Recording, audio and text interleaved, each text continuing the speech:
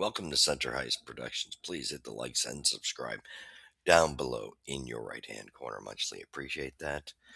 Thank you to my subscribers and followers. Please share it with your friends and family. And if you come across the channel, please don't leave without subscribing and hitting the likes. Helps the channel continue to grow as we've built an integral channel here with a good core community. All right. So let's get to it. And we take great pride in not putting out unfactual information. We stick to the facts as they fall. We do not run off of, and we make it a point, and we take a great pride in that, of not running rumorville. Just don't agree with it. And we won't get you here with clickbait. Okay, so this is Saturday's game. Sorry it's a little later, but a lot going on because I have a major charity event we've been doing a fundraiser donation drive, I should say, for this following weekend come up. So on the 2021st, we will be uh, completing the outreach move. Um, so, anywho, we're going to get to Saturday's game here. 5-4 was the final, and this was a game Montreal had in their pocket and totally pissed it away. 5-4 was your final score for the New York Rangers as Montreal went to New York, and not a pretty sight. So let's get to it. Here we were in the first period, 3-2 for Montreal. And Montreal had come out firing on, you know, all full cannons, and then let this slip away. Let the Rangers walk right back into it. Then the second period comes, and we get 2-1 for the Rangers. That brings us to the third period, no scoring, and then the overtime, the winner scored by Miller, gives the Rangers the comeback victory, 5-4, and Montreal should be shaking their heads after this one. The young Fowler, uh, nothing he could do about this one. Final shots were 28-17. You can't win hockey games with 17 shots. I've been saying this over and over. Montreal's been doing this for, and I don't like hearing the lines. I love Marty, but doesn't wash with me. Quality over quantity. That's great. Yes, that works to a degree, but you got to have some shots. Stop waiting for the perfect moment and start firing the puck on. You've got to make that the goaltender work. And Montreal hasn't done that much all year, even when they've won games. Truthfully, it's been the hard way. They've just had a lot of they have had a lot of good quality shots. So let's get to it. First period, Rangers outshoot Montreal 11-7. Second period, they outshoot us 8-4.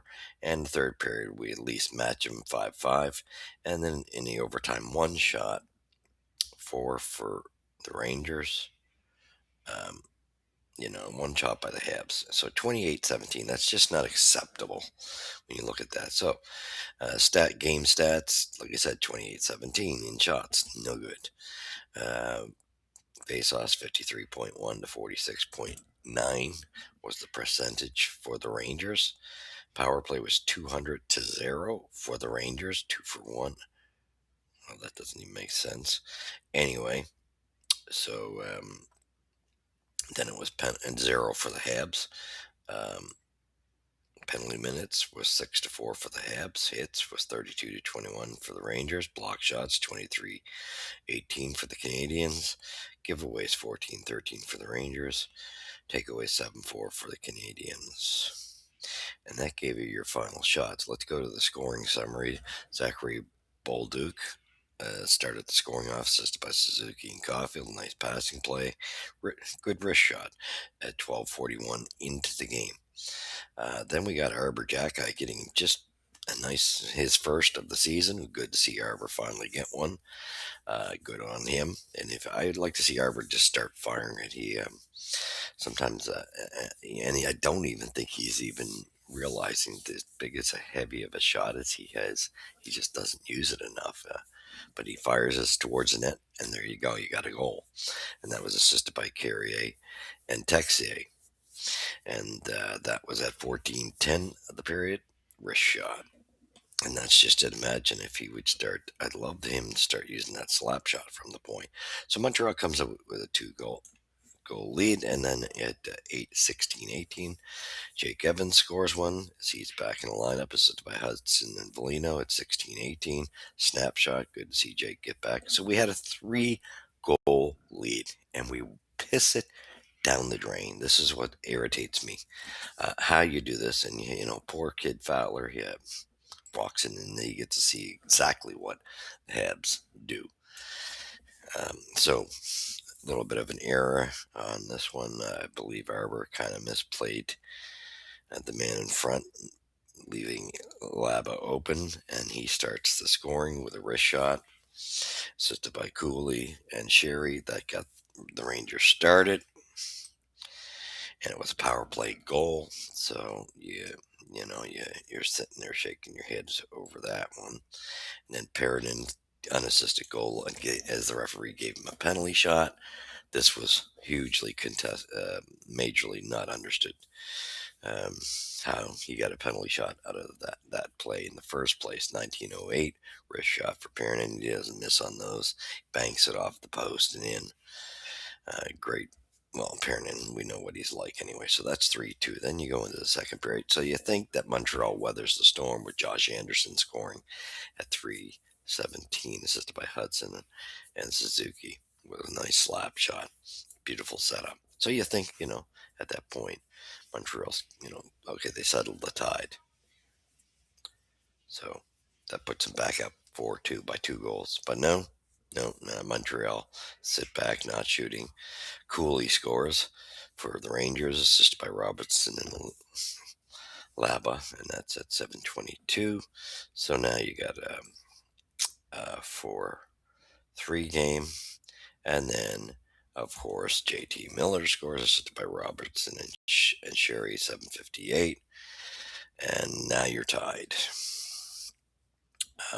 Just a lot of sloppy plays and not enough shots fired by Montreal. So that takes us into overtime. There was no scoring in the third. JT Miller scores in overtime, assisted by Zibanejad and Trocheck on a slap shot, and it was a beautiful shot.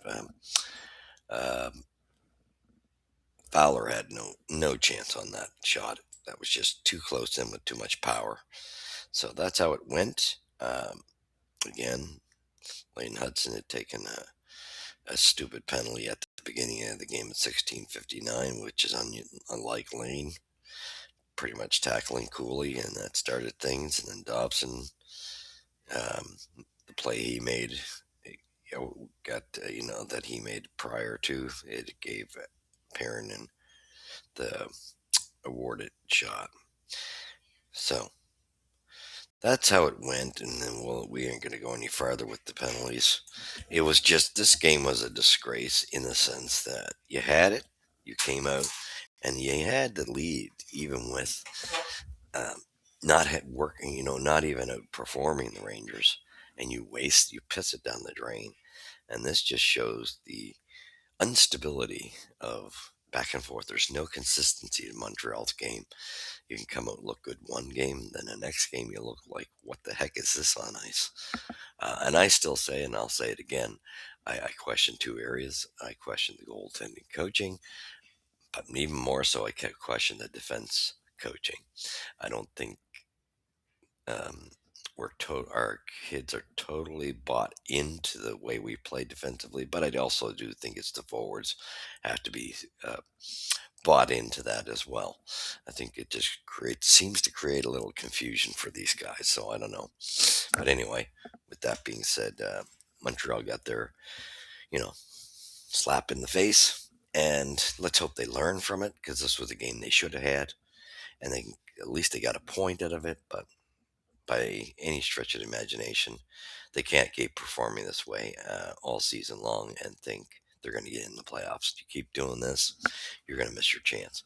So that was the end of that one, and then I'll be back to do the review with Montreal going back home and hosting the Oilers. Thank you for watching. You've seen it here at Center Ice, where the puck drops.